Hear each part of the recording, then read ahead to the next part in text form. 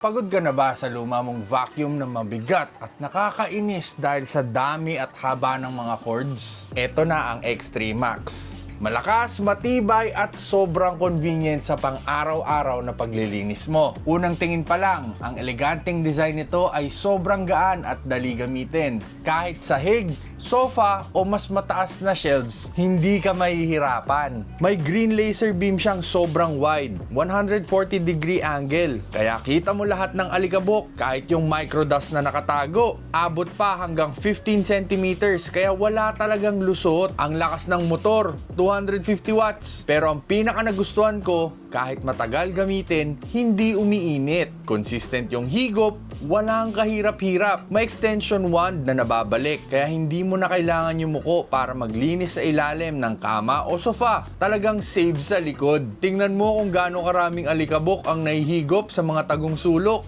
Umaabot pa hanggang 30 minutes ang battery, kaya tuloy-tuloy ang paglilinis mo nang walang abala. May intuitive LED screen din. Sobrang dali mag-switch sa 3 suction modes gamit lang ng isang tap. Kung gusto mo ng upgrade, may deluxe version na may extra filter at dust mite brush head para sa sofa at mattress.